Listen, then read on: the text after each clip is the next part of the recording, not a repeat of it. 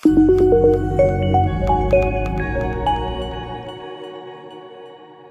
head vaatajad ja kuulajad, oleme taas väga huvitava saatesarja alguses ja seekord on selle saatesarja nimi Ajad on muutunud. Väga põnev ja intrigeeriv nimi ja mida me täpselt selle all mõtleme, saamegi kohe teada. Nimelt me räägime ühest Eesti ja ka terve maailma, ütleme siis murekohast või valupunktist, mis puudutab inimeste sõltuvust, inimeste tarbimist teatud ainete järgi ja kuidas sellega on toime tuldud terves maailmas, kuidas on sellega tuldud toime Eestis, seda me siin rääkima hakkamegi. Minu tänased saatekülalised on Nicorexi tegevjuht Jaane Sirelpuu, kes on ühtlasi ka Eesti nikotiinitoodete maaletoojate liidu esindaja siin. Kas ma ütlesin õigesti selle liidu nime? See on vist üsna värske liit.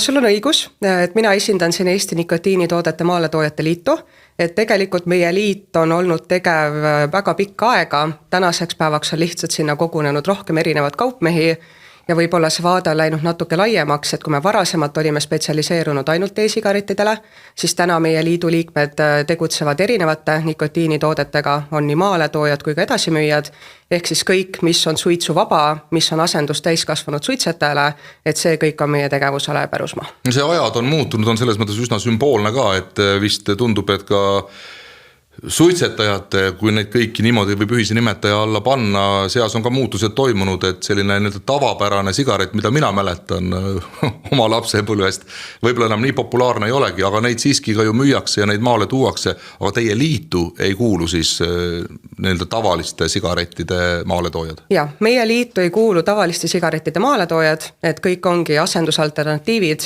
tänastele nikotiinitarbijatele ja läbiv joon on see, et need tooted on lihtsalt suitsuvabad, et põlemist üheski tootes ei ole, erinevad tootegrupid, nikotiinipadjad, e-sigaretid ja muud alternatiivsed tooted. Ja et meie saade oleks kindlasti väga tasakaalustatud ja erapooletu kokkuvõttes, et me räägime ikkagi sellistest üldistest ühiskondlikust kitsaskohtadest, siis on Maksu- ja Tolliameti aktsiisimaksu riskijuht Artur Kornišev samamoodi siin stuudios minu vasakul käel, tervist. Tere hommikust. No alustakski äkki Arturiga, et miks me siia täna üldse kogunenud oleme, sest et selge on see, et neid veipe ja kuidas iganes neid asju kõiki nimetatakse, mokatubakad ja muud asjad, need on vähemalt, mina olen aru saanud, noorte seas ikka väga populaarsed. Ja riik on küll üritanud igatepidi siis takistada või siis teha raskemaks nende kättesaadavust ja nii edasi. Ja üks loomulikult selle viis ongi siis aktsiisidega asju reguleerida. Mul on nüüd selline küsimus, et kui aktsiisidega püütakse midagi reguleerida, siis saab reguleerida seda, mis on nii-öelda legaalselt turul kättesaadavad. Et ma saan aru, et meil on üsna suur must turg tegelikult nende toodete osas, et kui palju nüüd see aktsiisidega reguleerimine antud teema juhul üldse võimalik on?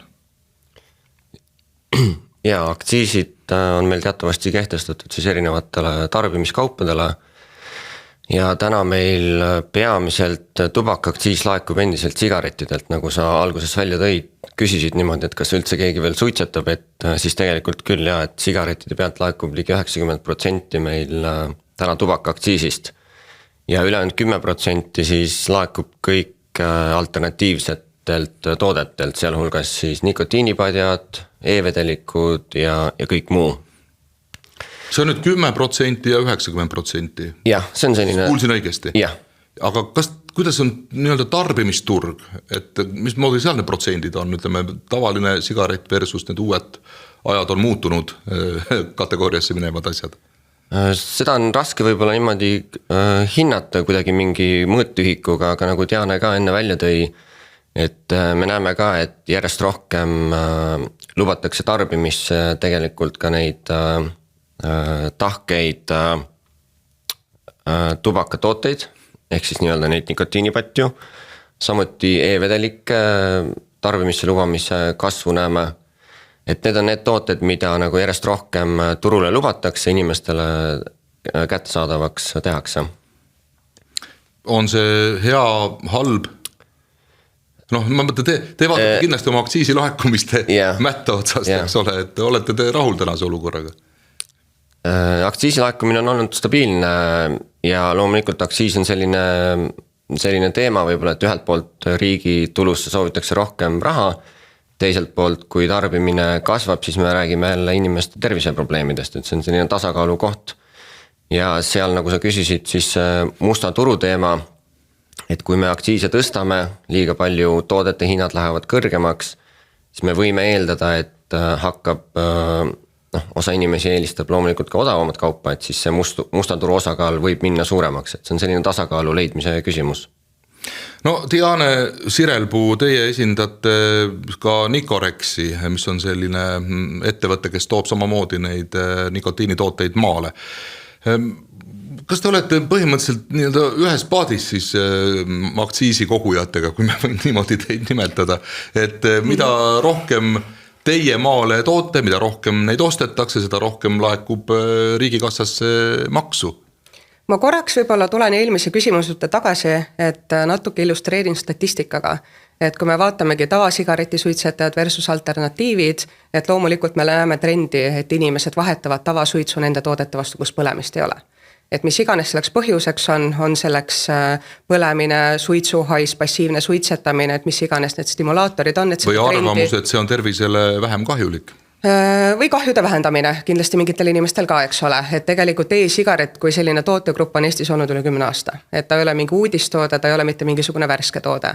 Ja kui me vaatame üleüldiselt nikotiini tarbimist viimase 10 aasta jooksul, siis tegelikult viimase 10 aasta jooksul on nikotiini kogu tarbimine vähenenud. Et seda näitas meile ka Tervise Arengu Instituudi eelmise aasta raport, kus esimest korda, kus juures kaasati ka nikotiinipatjade kasutajaid. Varasemad raportid ei kaasanud huuletubaka või nikotiinipatjade kasutamist, et olid vaid sigaretid, e-sigaretid, vesipiip ja muud alternatiivid, siis tegelikult me näeme 10 aastaga seda, et elanikkond on terviseteadlikum, inimesed tarbivad nikotiini vähem, lihtsalt see trend on läinud suitsuetatavalt toodetelt suitsuvabadele toodetele rohkem, ehk siis kõik need alternatiivid, mida ma juba ennem natukene kirjeldasin. Me kohe jõuame selle nikotiinitoodete salaturu juurde, millest me ei saa üle ega ümber loomulikult, aga ma kõigepealt küsin nagu sellist inimlikust aspektist lähtudes, et ma ei tea, kas teil lapsi on või on, kuidas te teate, mismoodi koolides olukord on, et minul on ikkagi informatsiooni, et ütleme nii, et peaaegu terve klass veibib või teeb mingit muud asja, siis ma ei teagi, mis need asjade nimed on, täna ma olen vana kooli inimene, et kas see on normaalne? Et mina vanasti mäletan, meil oli klassis paar poissi, kes käisid vahetunni ajal kuskil kimumas salaja õpetajate eest, et ei oleks näha, aga nüüd on nii, et ei olegi nagu enam see aurupilv on kogu aeg üleval, et kas see on okei? Ma alustan sellest, et kahjuks ma veel lapsevanem ei ole, aga selles mõttes olen ma lisaks kaupmehelik inimene ja inimlikust vaatenurgast teen ma oma igapäevatööd, eks ole. Et see, et noored neid tooteid tarbivad, see ei ole normaalne. Kui me vaatame taaskord numbritele, mis on riiklik statistika otsa, eks ole, siis tegelikult suitsetamine noorte seas, tavasigarettide suitsetamine on kõige madalamas punktis, mis ta kunagi on Eestis olnud. Ehk siis noored tegelikult teevad vähem suitsu ja kasutavad siis alternatiive, eks ole, mingil määral. Küll aga kui me vaatame seda juurpõhjust, miks noored neid teevad, siis kindlasti asi ei ole ainult tootes, toote atraktiivsuses. Üks probleem on siin salaturg, nagu sa ütlesid, me ilmselt läheme selle teema juurde süvitsi, et kus need tooted tulevad ja kuidas noored neid kätte saavad.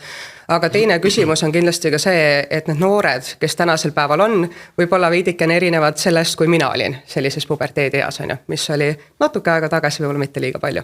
Siis tänasel päeval on noortel väga palju survet sotsiaalmeediast. Sealt on survet, seal on igasugused motivaatorid, teatud asju surve toimel tarbida, inimesed on sotsiaalmeediast väga mõjutatud, seal on väga palju neid kanaleid, kus inimesed erinevate asjadega tutvuvad, et ma arvan, et see juurpõhjus, et miks noored neid teevad, kas on normaalne, ei, aga kas noortel on siis piisavalt tegevust ja muid asju, mis pakuvad neile rõõmutunnet, rahulolu, et nad ei otsiks neid opioididest. Kes neid rahulolu tegevusi peaks nendele noortele siis pakkuma, eks nad ise ei peaks ka nagu võib-olla aktiivsemalt otsima neid alternatiive või? Jah, kui ma alustasin seda eelmist vastust sellega, et ma ei ole ise lapsevanem, siis anda nüüd kasvatusnõu ei ole eriti paslik, eks ole, sellised topeltstandardid. Aga ma arvan, et kõik algab kodust. kõik avatud kommunikatsioon, eestlane, eks ole, pigem selline kinnistüüpi inimene, et kõik need aspektid sinna juurde arvestada ja ma arvan, et ressursid, mis suunatakse huviharidusse, on äärmiselt oluline. Et mina ise ei ole küll Tallinna inimene, ma olen väiksema omavalitsuse igapäevane elanik ja kui vaadatagi selles samas omavalitsuses huviharidust, ega tegelikult on näha, et neid kompromisse raske teha. Et meil on valikud, kas me loome jalgpallihalli ja selleks on meil ressurssi ja lõpetame näiteks tennise teenuse pakkumise, eks ole, noortele läbi omavalitsuse toetuse. Et tegelikult neid probleeme on mitmeid, aga ma arvan just see, et see huviharidus ja tähelepanu huviharidusele on võti, miks noored saaksid rõõmu nendes kohtades, kus nad peaksid tegelikult saama. Selles saatesarjas kindlasti jõuame nende teemadega veel väga detailselt tegeleda, aga täna on siis tõepoolest rohkem meil täna pilgu all siis see, mis puudutab seda müüki, selle kättesaadavust ja kas siis on seda legaalselt või mitte, sest ega ma saate alguses meelega küsisin natuke ju selle poole vihjates ka, et kui 10 ja 90 on need protsendid, siis tegelikult tarbimine vähemalt minule on mulje jäänud, ei ole 10 ja 90, vaid et on vastupidi, vaata, et enamus teeb siis neid muid nikotiinitooteid, mitte tavalist sigaretti, kust meil seda maksutulu kõige rohkem laekub. Kui laialt levinud on see nikotiinitoodete salaturg Eestis? Kas teie oskate seda üldse, olete seda püüdnud mõõta, hinnata? Ja meie hindame tegelikult salaturgu siis puhtalt sigarettide pealt, kuna need on sellised tooted, mis on juba kaua turul olnud ja seal on olemas teatud metoodikad, kuidas seda teha. Et kuna ma ka mainisin see 10 ja 90, et see turg on nagu aktsiiside laekumise mõttes üsna veel väike sigaretide kõrval, et siis seal head metoodikat, kuidas nagu väga täpselt seda salaturu osakaalu alternatiivsete tubakatoodete puhul hinnata, ei ole praegu. Kui ajad on muutunud, kas ei peaks ka muutuma siis riik oma lähenemistes? Ja Maksu- ja Tolliamet tegelikult igapäevaselt jälgib ka turgu, tegeleb olukorraga ja me proovime ka leida siis erinevaid metoodikaid, kuidas veel täpsemini seda salaturu osakaalu hinnata. Mis asi see salaturg nüüd täpsemalt on, siis minule jääb selline mulje, et see on selline mingi täiesti selliste, ütleme, väga räigete narkootiliste ainete turg siis juba, aga tegelikult on ju salaturu all, ma saan aru, peetakse silmas ka lihtsalt veipimise mõistes siis erinevaid maitseid või ma ei tea, mingit sellist asja. Ma natuke võin selgitada siia juurde tausta, kuidas meie kaupmeestena seda salaturu mehhanisme mõistame ja kuidas võib-olla natuke ka kujunemist tausta. Nimelt need maitsestatud veibid, millest me räägime, mis on täna väga problemaatiline temaatika ja mis on noortele atraktiivsed, need tegelikult olid 18 pluss vanuse piiranguga Eesti jaekaubanduses saadaval aastast 2012 kuni 2019. Ehk siis need tooted olid legaalsed, nende pealt maksti makse, neid müüdi kauplustes, kus kontrolliti vanust ja aastal 2019 need tooted keelati. Selliselt, et jäi saadavaks tollel hetkel ainult tubakamaitseline toode. Ja selleks hetkeks, kui need tooted keelati, siis kaupmeeste hinnang on see, et tarbijaid oli umbes 40 000. Ehk siis 40 000 inimest, kellel on nikotiinisõltuvus, enamik neist olid endised suitsetajad, nende jaoks kadus päeva pealt legaalses kaubandusvõrgus toode, mida nad varasemalt ostsid. Ja faktiliselt kindlasti on inimesi, kes kohanesid ja tarbisid edasi seda suitsumaitselist toodet, millest nad tegelikult varasemalt olid tahtnud pigem võõranduda, eks ole, siis suur hulk neid inimesi läks otsima alternatiive. Ja alternatiivina võib-olla alguses me pigem mõtestasime seda, et see on natukene sarnane narratiiv alkoholi piirikaubandusega. Et inimene läheb Lätti, see oli eeskätt rahaline stiimul, e-sigareti puhul pigem oli nagu maitseline stiimul, eks ole. Et inimene läheb Lätti, ostab endale sealt teatud tooted, ostab e-sigarette võib-olla naabrile, sõbrale ja toob need siia ja inimesed saavad neid tooteid tarbida. Muidu ma vahele küsin korra, kas selles samas Lätis on siis olukord natuke leebem, et võib osta legaalselt erinevaid asju? Ta on tänaseks palju muutunud, aga me jõuame kohe sinna ka. Siis, et alguses ta pigem oligi selline olukorraga kohanemine, ja eeskätt nii-öelda traditsiooniline piirikaubandus, kui me tavakodanikena seda mõistame ja sealt edasi, kuna neid täisealisi ostujõulisi inimesi oli niivõrd palju, siis hakati aru saama, et see tulu, mida saaks teenida illegaalselt, see on oluliselt suurem kui väikse autoga lihtsalt natukene oma tuttavatele hangeldada. Ja inimestel päris selgelt polk aru saama, millist sorti tegevusega on tegemist, et kas tegemist on päriselt kriminaalse tegevusega, väärteoga, et inimestel seda selget arusaama polnud ja sealt hakkasidki tegelikult areneva erinevad kanalid ja nendele kanalitele kindlasti aitas kaasa ka sotsiaalmeedia areng, eks ole. Et suur hulk neid tooteid täna müüakse diilerite käes kätte, kes kas tellivad neid, toovad üle piiri, et siin täna me ei räägi enam Lätis, sest tänaseks on Lätis ka need maitsed keelatud, et need tooteid tuuakse kindlasti väljaspoolt Euroopast ja mitte naaberriik ei ole see, kus on põhiline nii-öelda ostukoht. Et üle piiri tellitakse väga palju ja see on tänaseks päevaks ikkagi selge tulu teenimise viis. Et kui me vaatame erinevaid sotsiaalmeediagruppe, mis said alguse, kaupmehed sotsiaalmeedias oma tooteid reklaami. Kaubamärke reklaami, kõik see on keelatud. Online müük on samamoodi ametlikel kaupmeestel keelatud. Et kõik need online kanalite grupid, räägime Telegramist, WhatsAppist, mis iganes. Et kui me vaatame neid samu gruppe, nad on alguse saanud sellest, et meil oli hulk täisealisi inimesi, kes soovisid e-sigaretti osta, kes on ostujõulised ja kelle toode kadus. Ja tegelikult need samad grupid minu hinnangul, võib-olla saadakse siin natuke parandada seda, on avanud nii-öelda Pandora laeka. Ehk siis alguses sai ta sellest, et meil on kindel tootegrupp, mille järgi on nõudlus ja hiljem nendesse gruppidesse on lisandunud kanep, sünteetilised opioidid, illegaalsed ravimid, mida iganes veel nendes gruppides näeb.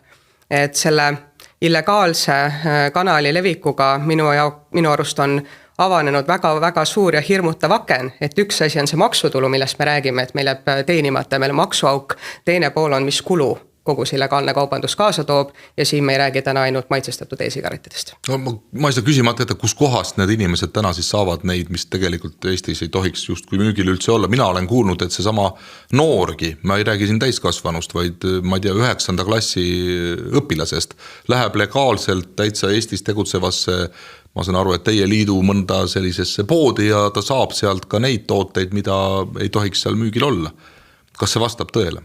E-sigareti kaupmeeste liidus kindlasti keegi müü maitsestatud tooteid, mis on illegaalsed, et me oleme seaduskuulekad kaupmehed ja me müüme neid tooteid, mis täna on seadusega lubatud, ehk siis meil on 2 maitseprofiili. Need mentool, tubakas, need on maksustatud tooted, need on legaalsed tooted. Et kui me järelevalvest räägime, et kindlasti, et üks asi on see illegaalne pool, aga kindlasti tuleb ressurssi ja tähelepanu pöörata ka legaalsele kaubandusele, et täna me ei räägi ainult sellest, et siin on maale toojateks 6-7 ettevõtted, kes toovad need maale, ise müüvad ja kõik. E-sigarette tegelikult müüb täna kogu jaekaubandus. Ja äärmiselt oluline ongi see sama nüanss, mida tegelikult Eestis on aastaid praktiseeritud, et me teeksime edasi ka testoste, kontrollitakse, et on see alkohol, on see tubakas, on see tubaka alternatiiv, et üheski jaemüügi kohast lihtne neid alaealistel kätte saada ei ole ja juhul, kui inimene paistab noor, et dokumenti kontrollitaks ja neid oste kindlasti tuleb teha, kui võimalik siis ka tihemini. Ma just vaatasin ühte arvamusfestivalil sellel teemal olnud arutelu ja seal küsiti publiku käest ja seal oli noored inimesed, olidki need 9-10 klass, et mis maitseline nii-öelda tubakatoode või veip siis kõige populaarsem on teie klassis, mis on muidu iseenesest küsimusena päris õudne. Aga enamus vastused olid need, mis ei ole Eestis lubatud, need samad 2 vist, eks ole, tubaka maitseline ja mentooli, mis iganes see maitseline peab olema. Et ühesõnaga, kust nad siis saavad neid? Kui kõik, mitte keegi ei teegi seda tuba, keegi ostab ka üldse neid tooted, mida legaalselt on Eestis võimalik osta? Mõned endised suitsetajad tõesti veel ostavad, aga küsimus, et kui te algus ütlesite, et on hirmutav, et siukene küsimus noorte seas küsiti, et mina vaatasin ise seda vastus sama... oli hirmutav. Ja, vastus oli küsimus, vastus mõlemad. Et kui mina vaatasin seda paneeli, siis minu jaoks oli hirmutav, äkki seal oli üks koolijuht, kes võttis sõna, et kui noored on need noored siis, kes alustavad ja mis mulle jäi hinge ja väga kõrvu oli see, et sotsiaalmeedia, mis siis ametliku kaubandusega ei oma mingit seost, kui inimene läheb poodi, siis ta küsib, ta läheb toodet konkreetselt ostma. Sotsiaalmeedias reklaamitakse, pakutakse ja palutakse osta. Et see pool, kui me räägime ikkagi nikotiinist, mis on kahjulik ja sõltuvust tekitav aine, et noortel on sotsiaalmeedias läbi nende kanalite see surve neid osta, et see oli võib-olla veelgi hirmutavam kui see, et nad tarbivad neid tooteid, mis täna on keelatud, sest me teame, et need maitsed on keelatud ja ilmselt ka see sisaldus, mida nad tõmbavad, on täielikult teadmata. Ma saan aru, et teie liidu ja teie liitu kuuluvate ettevõtete sõnum on siiski see, et peaks siis vaatama üle tänased reeglistikud, tänased seadused, mis seda turgu siis puudutavad ja võib-olla siis lõdvendama neid reegleid, et mida võib legaalselt müüa ja mida mitte. Teate, ma ütleks, et see on ikkagi sümbioos sellest tööriistakastist, mis meil täna on, nendest tööriistadest, mis meil täna on ja asjad, kuidas me saaksime neid asju, eks ole, tulevikus parandada. Et kui me vaatame nende toodete müüki, siis kõik need tooted, mida müüakse illegaalselt, siis minu hinnangul see preemia karistus tasakaal on paigast ära. Et ma toon teile ühe näite, mis oli ka meediast läbi käinud, siis see oli Läti piiripunktis maha võetud üks sedaan, sõiduauto, millel oli pagasiruum täis e-sigarette. Kui me mõtleme, et see kogus tegelikult ei saa väga suur olla, siis faktiliselt, kui me konventeerime need milliliitrid keskmisesse täna jaehinda, mis hinnaga müüakse e-sigareti vedeliku, eks ole, jaekaubanduses, siis selle pagasniku täie kaubaväärtus oli ligi 115 000 eurot. Ehk siis 115 000 eurot illegaalset tulu. Ja kui me vaatame seda karistuspoolt, siis üks asi kaupmehena, aga teine asi inimesena, mulle tundub, et need inimesed, kes nende illegaalse äriga tegelevad, neil puudub veidike ka karistamatuse tunne. Et siin kolleeg oskab natukene neid numbrid täpsemalt avada, aga minu teadmise järgi karistus, kui jääd vahele illegaalse kauba müügiga, sõltub sellest, palju on selle kauba pealt aktsiisi väärtus. Aha, selline seos on tekkinud, on see tõsi siis? Nii peaks olema ja, et tegelikult meil on mingist kogusest alates tekib nagu kriminaalne kogus, et sellest kogusest alates on võimalik siis kriminaalmenetlust läbi viia. Aga karistused ja tegelikult see seadusandlus, nagu Diane enne mainis, et see on üle terve Euroopa Liidu tegelikult natukene killustatud. Et kui meil oleks Euroopa Liidu tasemel ühtlased regulatsioonid, et siis oleks võib-olla asi ka natukene normaalsem. Ma pean seda silmas, et Euroopa Liidu tasemel ei ole ette täpselt öeldud siis, kas meil maitsed on lubatud, ei ole, ja see on tekitanud olukorra, kus mõnes riigis need on lubatud, teises riigis näiteks ei ole. See on jäetud siis riikide siseseks nii-öelda otsustamiseks. Täpselt, ja enne käis jutust läbi ka juba Läti, kuni Lätis oli ka kuni eelmise aasta lõpuni siis need tooted ehk maitsed lubatud ja nad ka keelustasid siis selle aasta algusest need maitsed ja nad tõid ka välja seal tegelikult selle, et kui palju nad on siis oma maksutulu nii-öelda kaotanud, ehk võib eeldada, et see osa, mis enne oli legaalne, võib olla liikunud siis nii-öelda sinna mustale turule. On teil ülevaade ka, et kui suur see mustturg siiski on, et kui palju jääb riigil maksutulu saamata näiteks?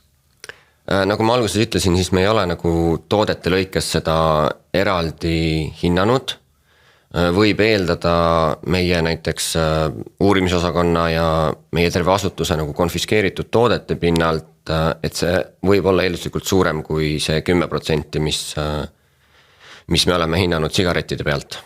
No tegelikult ju see maitsete keelamine, ma saan isegi ju inimlikult aru, see on ju täitsa õilis eesmärk, et nendele samadele noortele ja seda enam veel lastele annad mingisuguse maasika ja ma ei tea, mis imeliste maitsetega tubakatoote kätte, no siis ta ei pruugi ju aru saada, laps ei tea veel neid asju nii hästi, et see ei ole tegelikult tervisele kasulik, et see ei ole lutsukomm lihtsalt, et see on ikka midagi muud. Need maitsetega vedelikud võivadki sellise mulje jätta, et need on mingid lahedad ja tooted, mida siis Diane mainis ka, et sotsiaalmeedias reklaamitakse, aga sõbrad ja tuttavad, kes su kõrval neid kasutavad, et ka seal on see mõju teineteisele nii-öelda.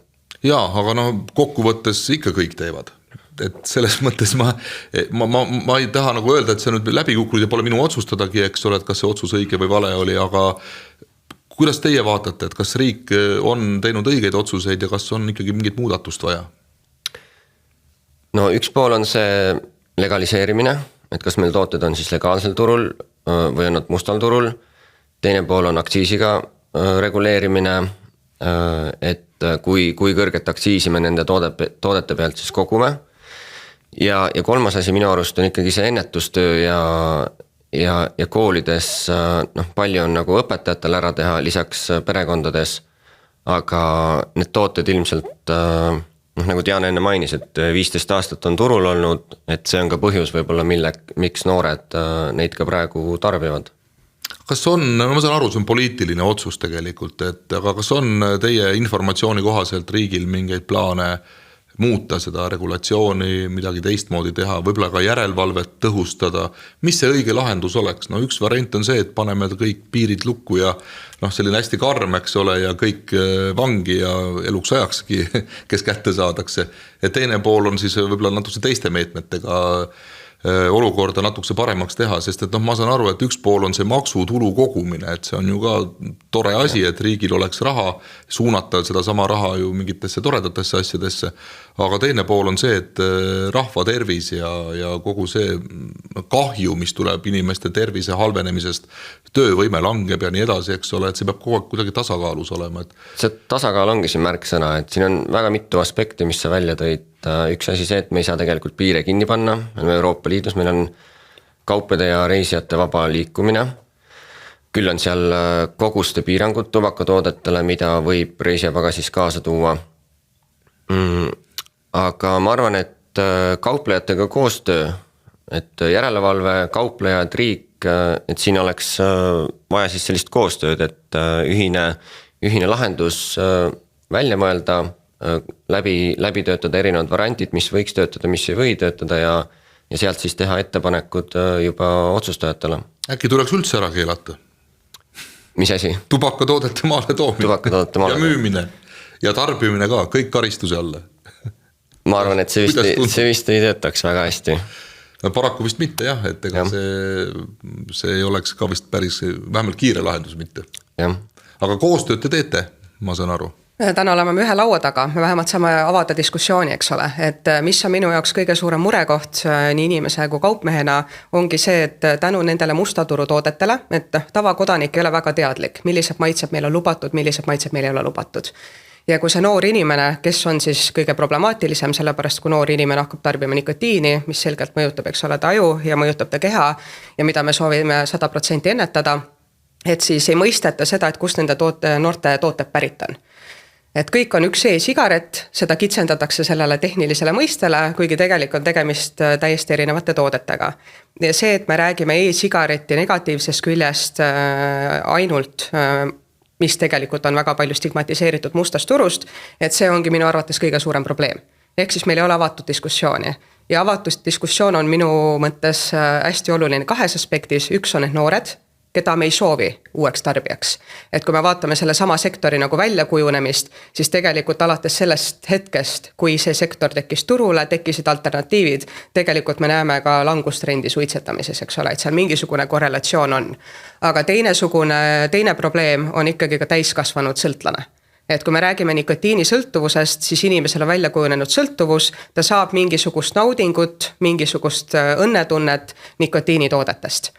Ja kui selle inimese jaoks võtta see toode, eks ole, ära, siis loomulikult ta otsib seda õnnetunnet kuskilt edasi. Et me peaksime nagu tegelema kahe poolega, üks ongi noorte ennetus, ühe asjana ma juba välja käisin see, et noortel peab olema piisavalt atraktiivseid tegevusi, piisavalt aega oma vaba aega sisustada erinevate meetoditega, mis pakuvad neile rõõmu ja teine pool on tegelikult need samad suitsetajad, tänased suitsetajad, kelle tervisekahjusid me tahame vähendada ja kes tegelikult on avatud alternatiividele. Ja kui eelmises küsimuses oligi siin küsimus, et kas vähendada regulatsioone, karistada, mida iganes teha, siis minu isiklik vaade on see, et sõltlas karistada, sellel ei ole mitte mingisugust tulemust. Et vahet ei ole, mis on selle sõltlase vanus, et karistamine kindlasti ei ole oluline, ennetuspoole ma katsin ära ja pigem ongi oluline see, et me oleksime piisavad operatiivsed regulatsioonidega kaasas käima. Et kui me vaatame näiteks Rootsit, Rootsi on vist Euroopa kõige parem näide sellest, mis teevad alternatiivid jaekaubanduses ja tegelikult, kui me tuleme Eestisse kohe tagasi, siis meil on Eestisse näide nii samuti olemas. Et Rootsis on täna saadaval erinevad tubakad ja alternatiivid, neil on olemas tavasigaretid, nii nagu mujal Euroopas, neil on olemas e-sigaretid, mis on erinevate maitsetega, neil on olemas nikotiinipadjad, mis on nii samuti olemas ka Eestis ja neil on olemas ka snuus, ehk siis eesti keeli huuletubakas. Ja kui me vaatame nagu Rootsi näidet, siis tavasigareti suitsetajad on 10 aastaga, kui 10 aastat tagasi oli suitsetajad umbes 15%, siis tänaseks päevaks neid on 5%.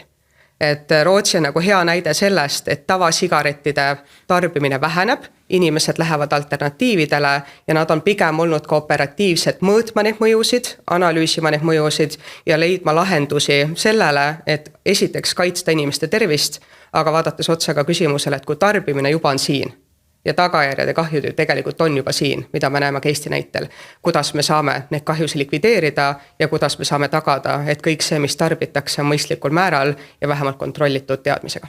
Ja no täna me räägime konkreetsetest toodetest just, aga no tegelikult on ju läbi ajaloo, kui salaturust räägime, siis on vist alkohol kõige sellisem populaarsem näide siin ja on vist juba, ma ei tea, korduvalt läbi sajandite selgunud ju see, et niipea kui midagi ära keelad, nii see salaturg tekib ja kokkuvõttes ei ole sellest mitte mingit kasu, vaid pigem kahju kogu ühiskonnale, sest et siis tarbitakse tont teab mida ja kontrollimata kvaliteet ja nii edasi, aga kus see piir tõmmata, kui me nüüd riigi seisukohast näiteks räägime, eks ole, et me siin, ma saan aru sellest mõttest, et kui me suudame kontrollida, mida meil müüakse paremini ja nii edasi, siis on see igatepidi õigem, aga no ma ei tea, meil on ju järgmised mingid ained ka, no kanepi legaliseerimisest on ju meil ka juttu olnud, eks ole, et siis tuleks ka see võib-olla ju nii-öelda ausale müügile lasta ja sealt siis edasi ka võib-olla mingid järgmised asjad, et kus see piir siis jookseb meil?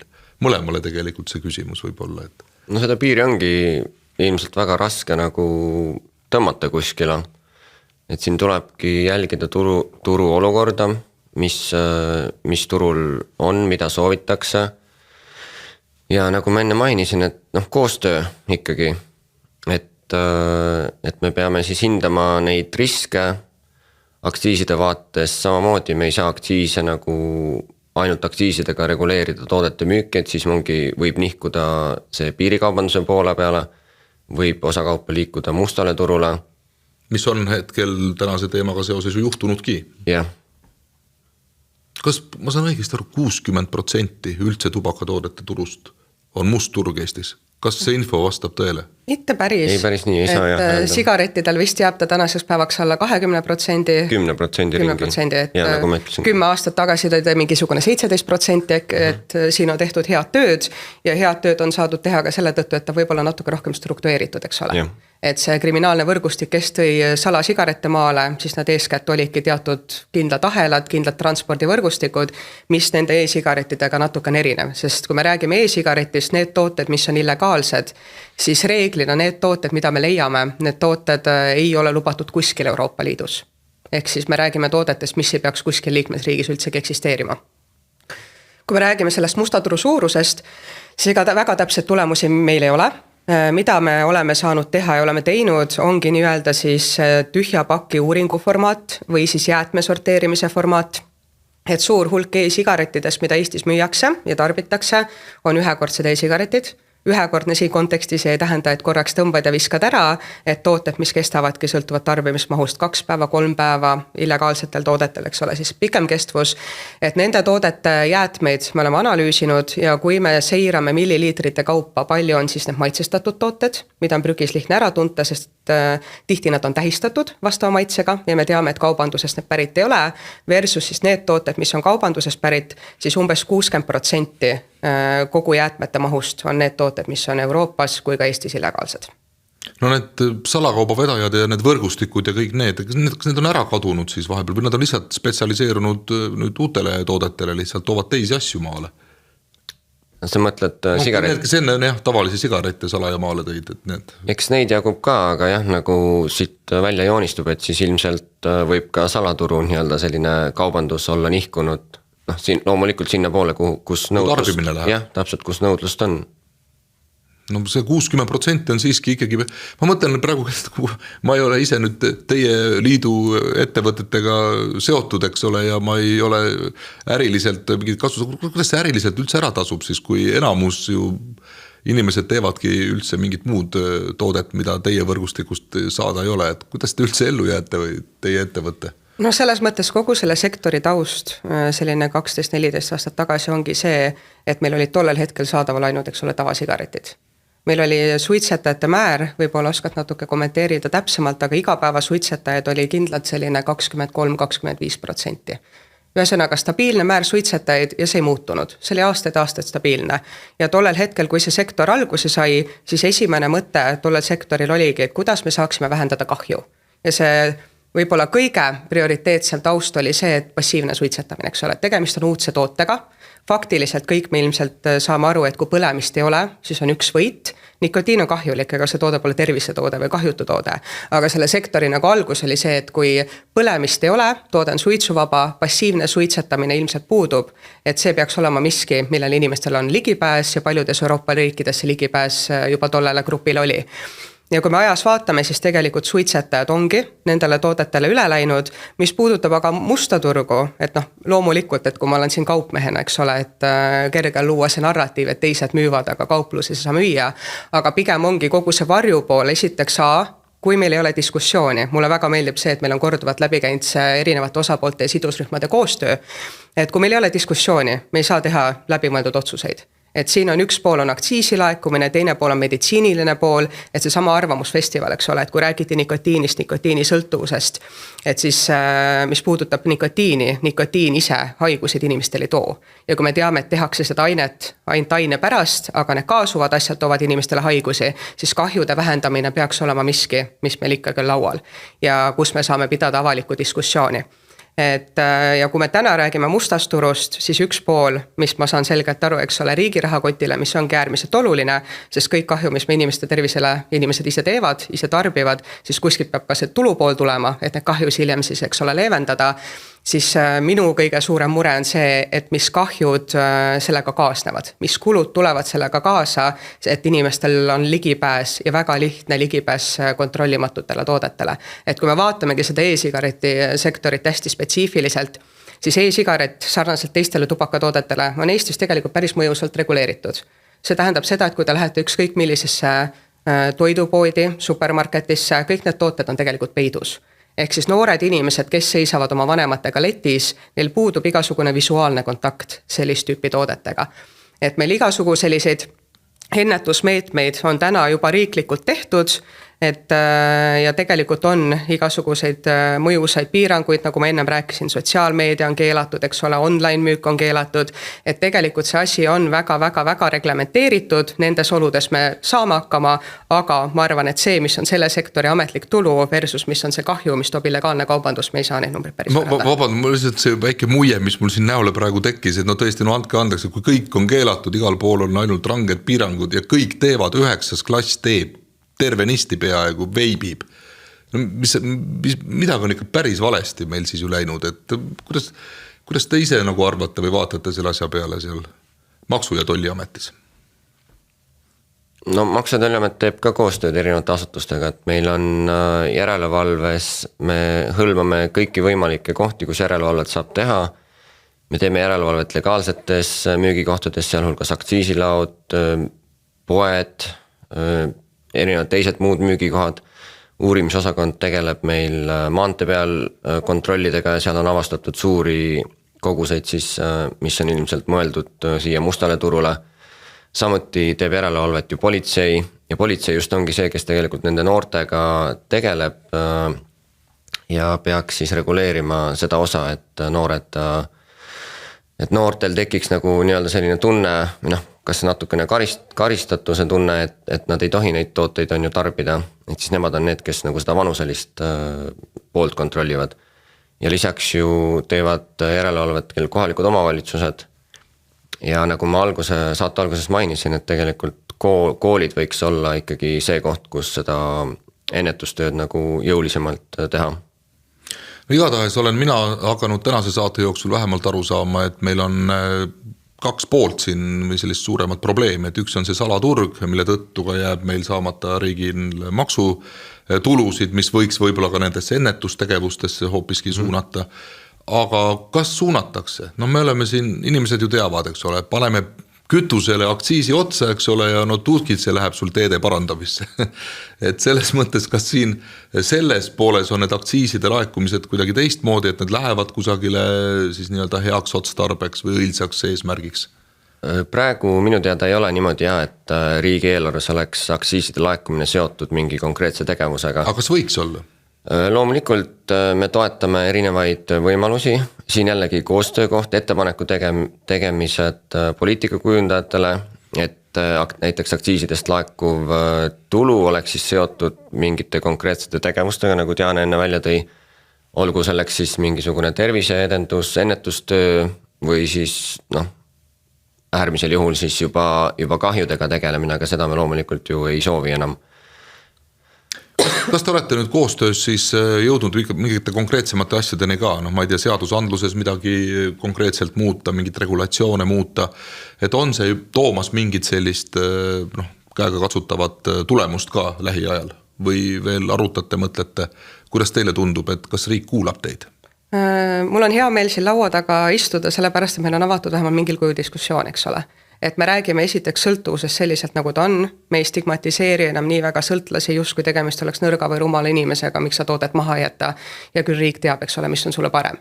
Et üks asi on see sõltuvuse nagu terviklik käsitlemine ja teine pool ongi kogu see illegaalse poolega tegelemine ja seal on vaja meil päris suurt tööriistakasti, et operatiivselt kõikide nende muutustega kohaneda, nagu ajad on muutunud, eks ole.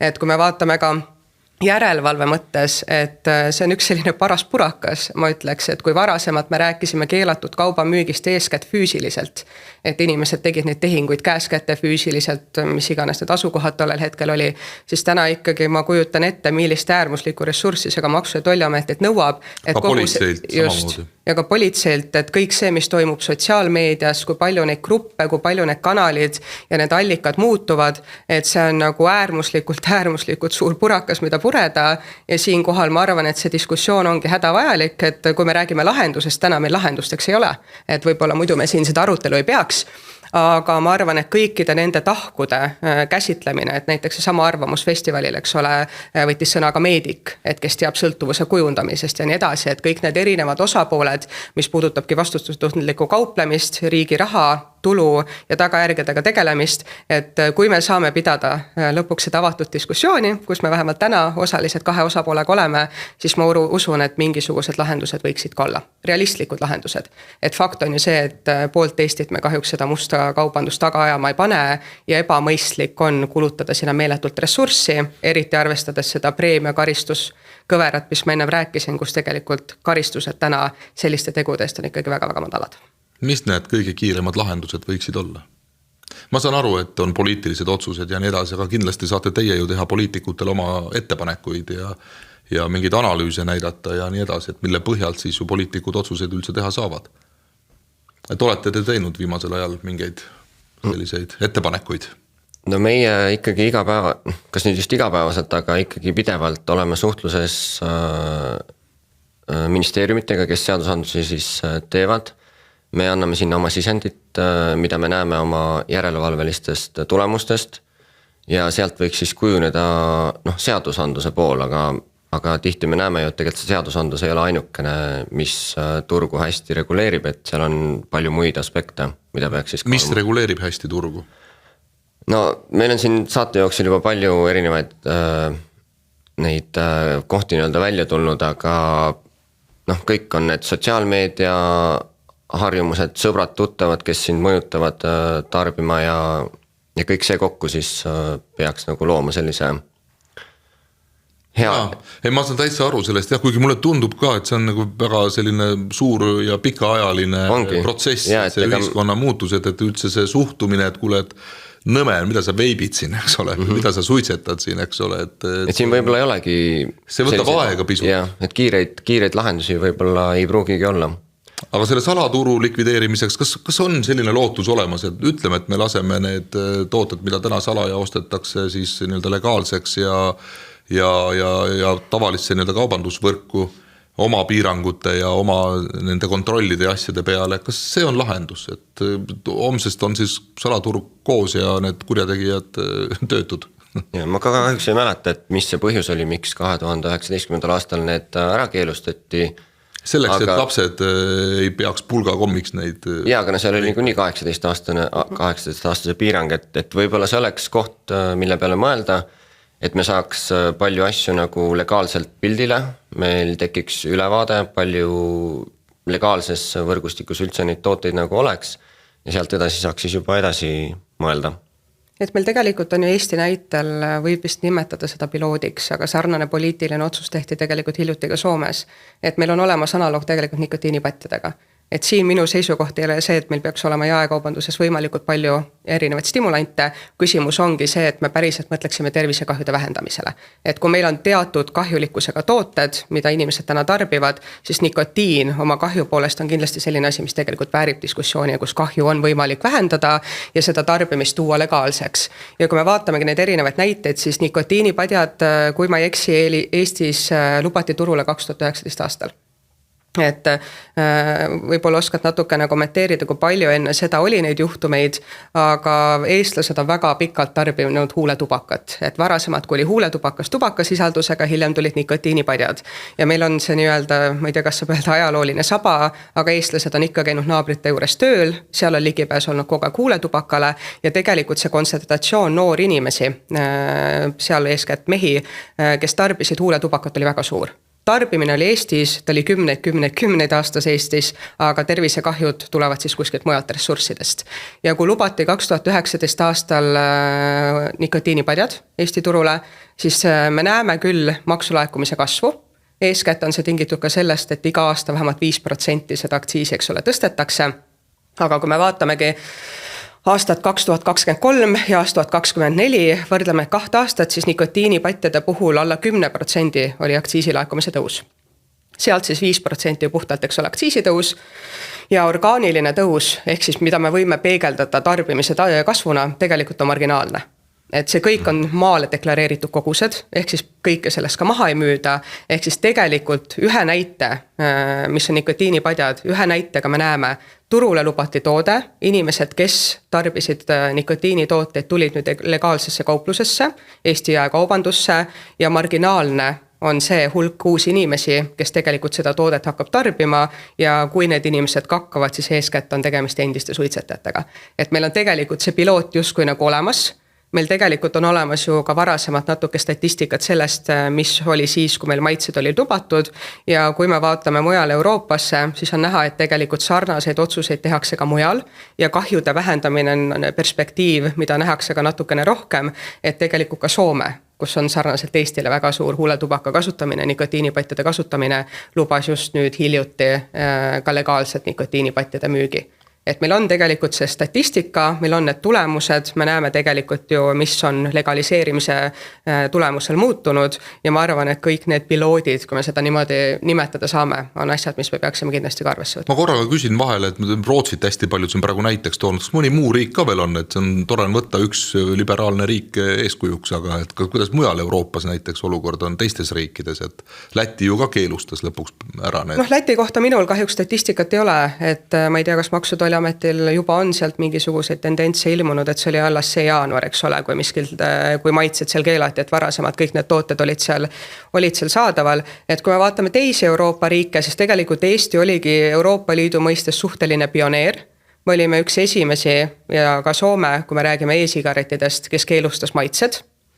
Ehk siis me tegimegi sellise otsuse, poliitilise otsuse suhteliselt nagu algusjärgus. Paljud liikmesriigid tollel hetkel, meil oli see vist 2019 aasta, sellised otsuseid ei tulnud. Kui me vaatame mingisuguseid riike, mis on sarnased, et kui me ei siis cherry picki, ütleme niimoodi, siis meeldivad riiki, nagu sa mulle viitasid, eks ole. Jah, mul oli see mõte küll. Just. Et siis, kui me vaatame näiteks Taanit, siis Taanil on suhteliselt sarnane regulatsioon nagu Eestis täna. Ehk siis seal on e-sigarettidel lubatud vaid 2 maitseprofiili.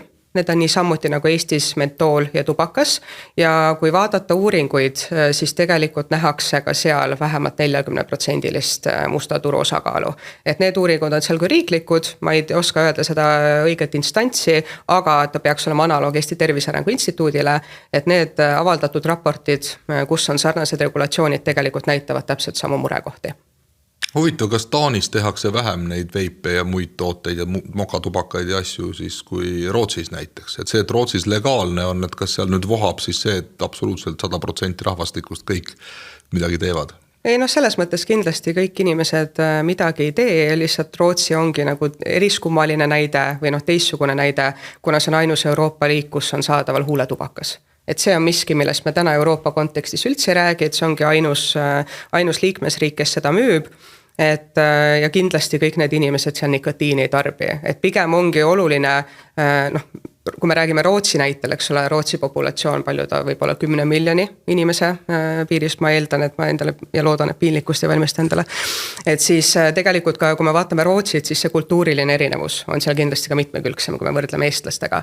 Ja kui see liikmesriik tänu nendele alternatiividele on saanud suitsetamise 5%-li, siis ma arvan, et need trendid ja meetodid, mida on kasutatud, see peaks olema kindlasti miski, mida me vaatame ja hoiame silma all peal ja meedikud täpselt niisamuti nendel tulemustel, et tegelikult Rootsi on avaldanud ka muutused, mis puudutabki suitsetamiga seotud enneaegset surmasi, kopsuvähki ja nii edasi, et ka seal on nagu positiivseid tendentse ja kui kuskil neid uuringuid tehakse, neid on täna tehtud ja meil see data tegelikult olemas on või materjalid, siis see on miski, millest me kindlasti peaks mööda vaatama. Artur, kas midagi siia saate lõppu teie poolt vaadates veel öelda? Inimestele südamele panna, poliitikutele südamele panna? No inimestele saan ainult südamele panna, et eelistage legaalset kaupa, sest see on kontrollitud, see on maksustatud ja sealt siis see tulu, mis riik saab, läheb nagu õigesse kohta, et kui te ostate illegaalseid tooteid, siis see tulu läheb kriminaalseks tegevuseks ja see ei ole okei. Ja no vist kõige parem soovitus on värsket õhku hingata. Seda loomulikult ka, jah. Ja poliitikutega me teeme koostööd ministeeriumi tasemel, et vaatame siis, kuidas sealt, milliseid lahendusi me suudame välja genereerida. Ühesõnaga, probleem tegelikult on, selle lahendamisega siiski tegeletakse nii ühelt poolt kui teiselt poolt. Ma soovin teile head koostööd, sest et ainult koostöös ma usun, et ongi võimalik mingeid muutuseid üldse esile kutsuda. Ja väga loodan siis tõesti, et vähemalt isiklikult ka see värske õhu sissehingamine on vast kõige parem tegevus, mis üldse olla saab, aga samas meie saate ja saate sarja eesmärk on ju see, et teadvustada ja ausalt rääkida nendest asjadest, mis meie ühiskonnas on. Ega Jaanalinnu kombel pead liiva alla peita ei ole ka mingit mõtet. Tänan teid, head külalised, seda teemat täna natukese avamast. Ma usun, et selle saatesarja jooksul on meil võimalik teiega veelgi kohtuda ja võib-olla siin mõne aja pärast uuesti üle vaadata siis, et kas on toimunud mingeid muutusi siin regulatsioonides, seadustes ja võib-olla ka inimeste tarbimisharjumustes, mine tea. Saate külalised olid täna Nicorexi tegevjuht Diane Sirelpuu, kes on ühtlasi ka Eesti nikotiini toodete maale toojate liidu esindaja ja Maksu- ja Tolliameti aktsiisimaksu riskijuht Artur Kornitšev oli täna samuti meiega. Aitäh teile ka, head vaatajad ja kuulajad. Saatejuht Tanel Talve lubab, et järgmisel korral räägime sellest teemast ikka edasi, sest et ega selle lühikese saate jooksul täna siin kõike veel räägitud ei saanud. Nii et kohtume teiega juba järgmistel kordadel. Kõike kaunist!